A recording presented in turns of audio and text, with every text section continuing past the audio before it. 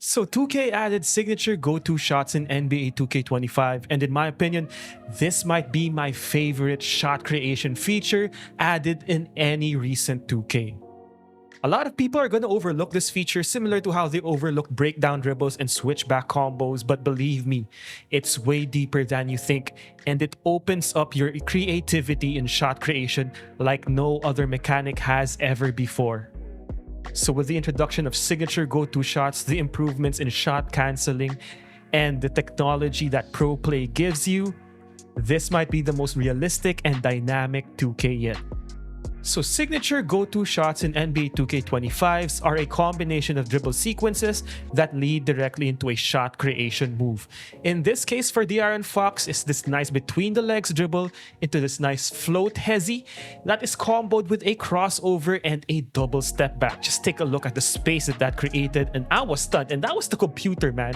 For Paul George, it starts with this nice rhythmic dribble sequence that leads directly into this crossover into a pull-up jumper.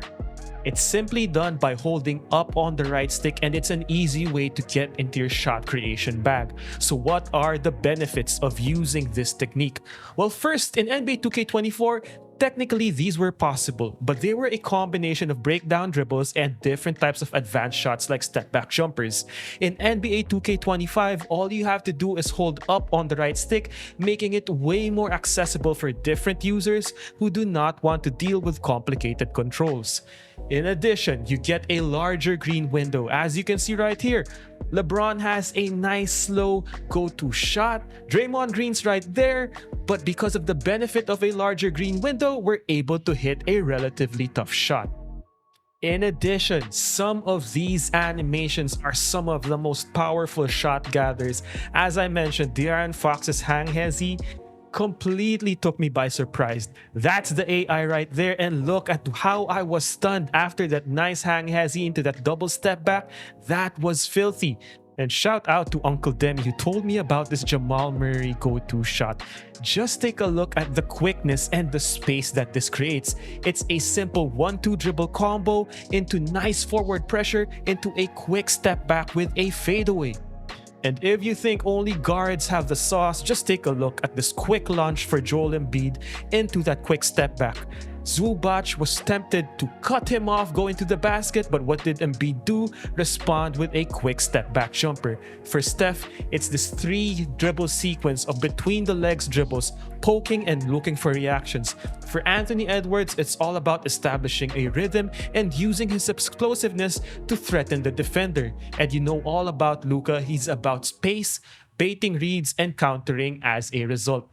So in my opinion, one of the best things about go-to shots this year is their flexibility.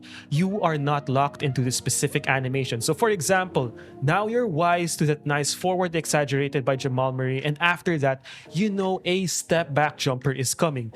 So if your opponent decides to sit in the animation just like CP3 does right here, he knows a step back jumper is coming, he's trying to crowd me in, I immediately launch to the opposite ball hand, launch with a crossover, and just take a look at how we left CP3 behind for a pull-up jumper.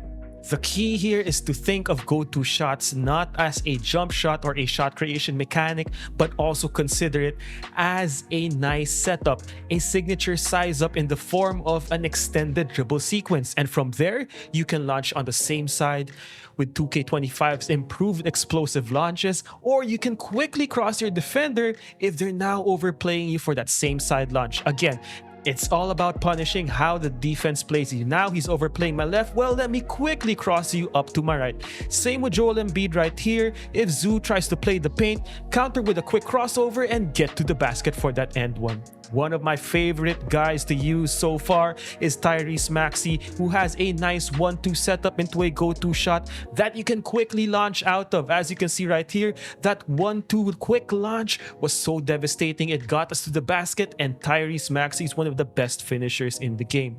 For Dame, it's that nice 1-2 rhythm dribble into an explosive crossover. This is not the go-to shot per se. This is me being dynamic and flexible and responding to how the defense is playing me.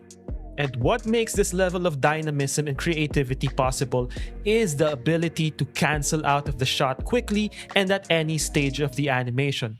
So we could previously cancel out of step back jumpers before, but not quite like this. As you can see, as I hold up and initiate that go-to shot, the shot meter comes up. At any point, even before the shot meter comes up, I can interrupt this dribble sequence, giving me a seamless transition from any point of the animation into any combo that I want. 2K25 prioritizes freedom over visual consistency and realism. So as you can see right here, it sometimes looks like a palming violation or a double dribble, but I think it's a good thing that 2K25 prioritizes responsiveness. I'm willing to overlook these little details as long as I have that freedom of movement that 2K25 provides. And it's that dynamism, unpredictability, and creativity that this system will continue to encourage. The flexibility in which you can use go-to shots to punish your defender is insane. For KD, it's this nice hesitation dribble that I combo quickly into a pull-up jumper, initiating a hop jumper to the right. It's that level of creativity and freedom that 2K25 gives you. And these don't require a specific situation for you to activate. You can combo them with any dribble move, any step back jumper cancel, any hesitation or left stick dribble. It's that versatile and that flexible. For Kyrie, for example, I like to use this nice little 1-2 size up combo, initiate that nice go-to shot, and give him his double step back jumper. Now you can use go-to shots at their most basic form, but in my opinion, adding your own sauce and own flavor to how you create your shot out of these go-to shots is what's gonna separate you from the rest of the pack. As you can see right here, I could do the nice flat crossover into a pull-up jumper, but what I did was a wide crossover launch into a step back jumper. The one last thing I'm going to give you is that this is context sensitive. And for example, for guys like De'Aaron Fox activating the go-to shot out of a triple threat position, you'll get this nice little step over launch for De'Aaron Fox. Okay, so what are its potential weaknesses? Of course, this is something that's animation dependent, so there will be long and slow sequences that could be a disadvantage. So I understand for Wemby, for example, right here, it's a little slow, but then again, Wemby is a unicorn and can probably shoot over a lot of contests, so this may have to be balanced. Another example is guys that have long dribble sequences like Paul George and KD. They tend to be prone to bumps and interruptions, and we're not quite sure how good steals are this year, but that might be also a source of vulnerability. But regardless, go-to shots might be one of my favorite shot creation additions in recent years. So those combo moves, those breakdown dribbles, they were all great if you used it properly. But this gives you a level of freedom and creativity that wasn't possible in previous 2Ks. It's very dynamic, and in the right hands, in combination with the new dribble engine and different shot creation mechanics, shot creators are gonna eat in 2K25. Like to give a big shout out to NBA 2K for flying me out to Community Day, but it wouldn't be possible, of course, without the support of you guys, so I appreciate you. Hope you enjoyed the video, man, and I'll see you in the next one.